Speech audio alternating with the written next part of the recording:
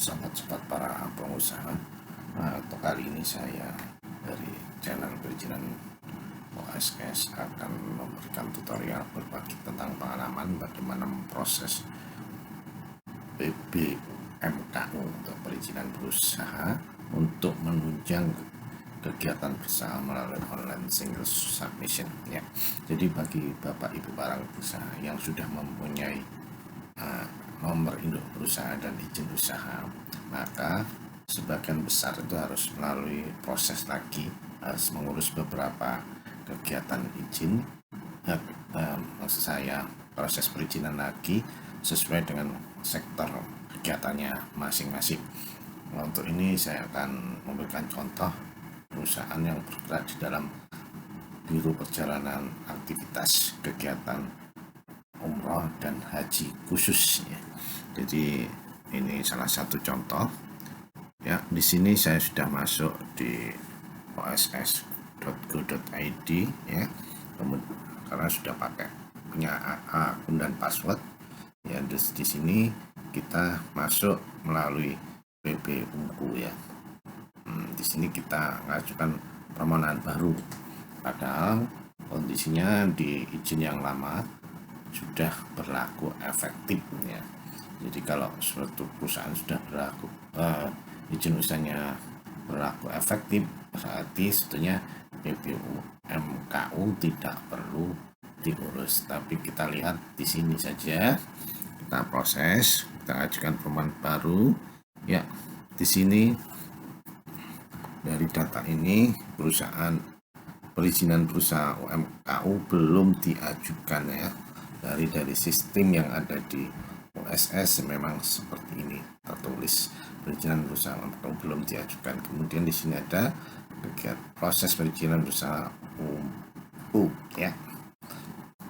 Ternyata di sini kita lihat ada 3 pilihan ya, dengan KPLI 79120 ini ada 3 pilihan, yaitu Biro Perjalanan Wisata, ini Biro Perjalanan Ibadah Umroh dan Haji Khusus, Biro Perjalanan lainnya ya. Jadi kita sudah punya, perusahaan ini sudah punya, kemudian kita coba untuk lanjut ya. Ternyata kita langsung proses di sini, ajukan ya.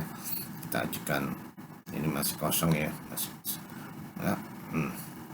Kemudian kita disuruh untuk memilih, kita masukkan Biro Perjalanan Ibadah Umroh dan Haji Khusus ya. Terus kemudian ke sana tidak tersedia pilihan lain. Apakah Anda memerlukan perizinan berusaha UMKU lainnya? Saya kira tidak. Tapi kalau kita lihat iya, gimana ini? Kita harus mencari kalau iya. Ya, jadi andai kata perusahaan Bapak Ibu itu memang belum punya perizinan berusaha UMKU, berarti Bapak Ibu harus cari di sini, masukkan apa yang di Bapak Ibu diperlukan. Jadi ketika sudah NIB dan izin usaha sudah terbit, berarti Bapak Ibu harus mengurus izin perusahaan lainnya, izin operasional lainnya. Dalam hal ini tergantung dari jenis usahanya. Jadi tidak mesti harus punya PBMKU. Tapi ketika suatu perusahaan yang sudah misalkan di bidang usaha industri, kemudian sudah operasional, ternyata punya genset. Nah, genset ini harus diajukan izin gensetnya harus ada. Ketika perusahaan punya izin alat telekomunikasi, dalam hal ini yang didapatkan oleh pihak lain, artinya bukan HP, itu juga ada izinnya. Nah, jenis izinnya sangat banyak Bapak Ibu. Di sini kita cari ya. Nah, ini kita coba, tidak kita masukkan tanda daftar usaha perjalanan haji dan umroh ya, ternyata tidak ada izin, tidak ada izin tersedia, silakan memilih pilihan lain.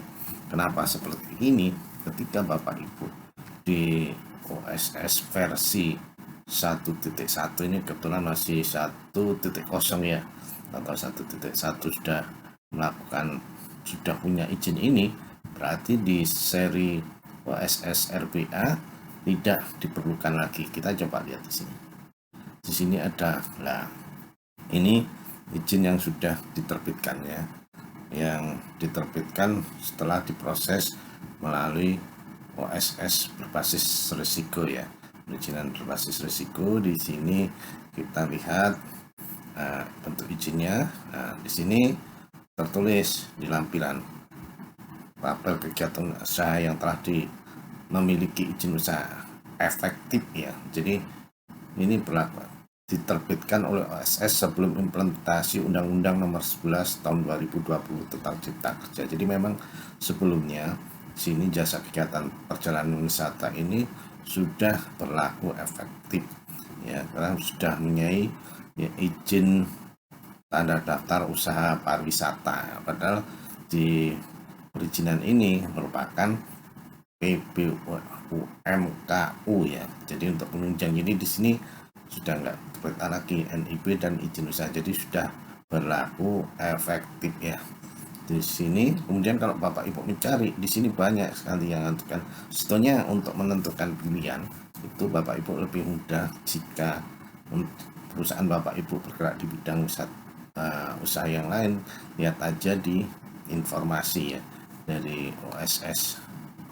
Kita masuk di oss.go.id, kita masuk di informasi, di sana disebutkan, jadi bisa kita lihat di sini perizinan untuk yang usaha. Jadi semua perizinan itu tergantung dari KBLI-nya. Jadi PPUMKU-nya itu apakah harus diurus atau tidak itu tergantung dalam KBLI. Jadi ada hubungan antara KBLI dengan PPUMKU, di mana sebelumnya di seri versi 1.1 kalau Bapak Ibu melihat KBLI nomor sekian gitu ada muncul izin-izin yang harus dimiliki. Dalam hal itu dulu adalah komitmennya adalah izin tertentu yang disebutkan dalam KBLI ya.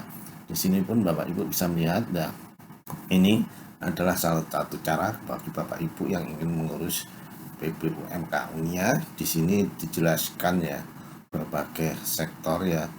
Di sini ada POM 4 SDM ya, kelautan, perikanan, kesehatan, tenaga kerja, komunikasi dan lain-lain ya. Di sini juga misalkan salah satunya adalah energi dan sumber daya mineral. Izin-izinnya yang diperlukan adalah seperti ini.